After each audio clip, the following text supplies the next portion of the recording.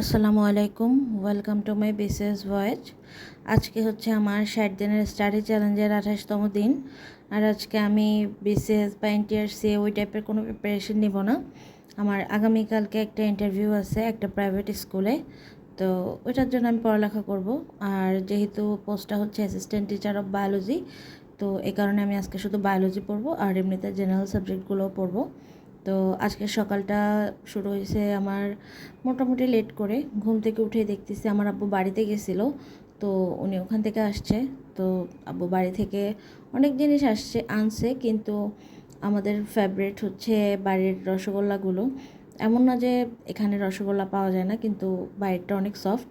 তো আব্বু এসে আমাকে দেখাচ্ছিল যে উনি কী কী মিষ্টি আনছে, আর সাথে আমাকে নাস্তা এনে দিল দোকান থেকে। আমি সকালবেলা নাস্তা করলাম দোকানের, এরপরে পড়তে বসলাম।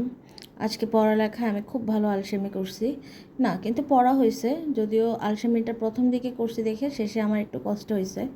তো প্রথমে আমি আমার সব টার্গেট ঠিক করলাম, যেহেতু বায়োলজি পড়বো। তো আর এটা হচ্ছে হ্যাঁ, 6 থেকে 10-এর মধ্যে হয়তো বায়োলজি নেওয়া লাগবে। তো যে কারণে আমি ঠিক করছি ক্লাস 10-এর যে বায়োলজি বইটা আছে ওইটা আমি পড়বো। যদিও কিছুদিন ধরে পড়তেছিলাম, কিন্তু আমি শেষ করতে পারিনি। আজকে ভাবলাম সারাদিনে বায়োলজি বইটা আমি আজকে রিভাইজ করব। আর কিছু টপিক আমি লিখে নিলাম। এটা লিখছি আমি 9-10-এর বায়োলজি বইটা ভিত্তি করে, আর আমি এনটিআরসি এর দেওয়ার সময় যে রিটেন বইটা পড়তেছিলাম ওই বইটা অনুসারে।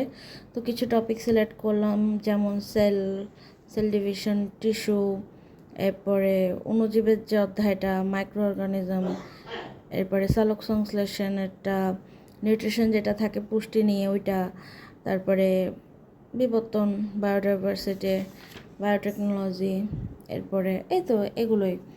তো আমি একদম প্রথম থেকে 9-10-এর বায়োলজি বইটা পড়া শুরু করছি। আমার এত ঝামেলা হচ্ছিল না, আমি সব বিষয়গুলো পারতাম, জাস্ট সব কিছু একবার করে পড়ে গেলাম। একদম ভালো মতো লিখছিলাম হচ্ছে যে আমি গত রোজার মাসে একটা স্কুলে, আমি cantonment public school and college ছিল মনে হয় নাম, আমার ঠিক মনে নেই, ক্যান্টনমেন্টে সামথিং। তো ওখানে আমি বায়োলজি নিয়ে সেম রিটেন এক্সাম দিতে গেছিলাম।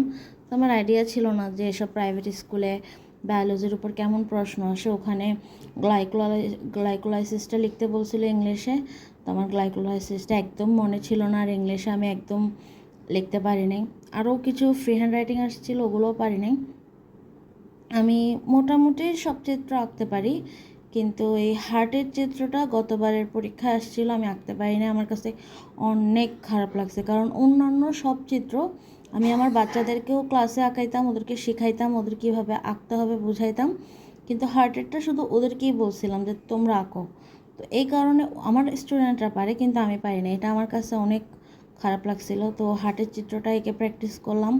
বায়োলজি বইটা পুরাটা পড়ে ফেলছে, আমার প্রায় 4 ঘন্টা সামথিং সময় লাগছে বায়োলজি শেষ করতে। এরপরে আমি আমার এনটিআরসি এর যে রিটেন বইটা আছে ওইটা নিলাম। তো বইটা খুলে ভালো লাগতেছিল, কারণ এগুলো আমি আগেও পড়ছি। শুধুমাত্র যে এনটিআরসি এর জন্য পড়ছি এমন না, আমার 4টা বছরের অনার্স লেভেলে আমি সবগুলো প্রশ্নে মোটামুটি পড়ছি। তো শুধু আমি দেখে দেখে যাচ্ছিলাম। এখানে অনেকগুলো পার্থক্য ছিল, ওই পার্থক্যগুলো পড়তেছিলাম, কারণ গতবার যখন পরীক্ষা দিয়েছি তখন অনেকগুলো পার্থক্য আসছিল। আর আমাদের নর্মাল পরীক্ষাতেও দেখা যায় যে খ বিভাগের যে 5টা প্রশ্ন আনসার করা লাগতো, ওখান থেকে 3টার মতো আসতো শুধুমাত্র পার্থক্য। আর পার্থক্যগুলো ভালো মতো পড়তাম, কারণ ওগুলো লিখতে অত টাইম লাগতো না। তো এই তো আমার নিবন্ধনের রিটেন বইটা পড়লাম। এরপরে ভাবলাম যে যদি জেনারেল থেকে কোনো প্রশ্ন আসে, যদি আমি না পারি, যদিও কয়েকদিন ধরে তো পড়তেছি, চর্চা আছে মোটামুটি, তারপরও ভাবলাম যে গতবার যে স্কুলটাতে আমি এখন অ্যাসিস্ট্যান্ট টিচারের ইন্টারভিউ দিব, গতবার ওখানে সহকারীর ইন্টারভিউ দিছি। তো ওখানে বিসিএসের বিগত সালের প্রশ্নগুলো আসছিল।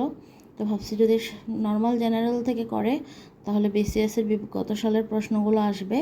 তো ওই তো শেষ পর্যন্ত ওগুলো শেষ করলাম, যদিও সব শেষ হয়নি। আর সকালবেলা একটু ম্যাথও প্র্যাকটিস করছিলাম। তো এই তো আজকে এ পর্যন্তই। আজকে যেহেতু দিনের বেলা আমি অনেক টাইম নষ্ট করছি, তো রাত জেগে আমার আজকে পড়া লাগছে। দেখা যাক কালকে কি হয়।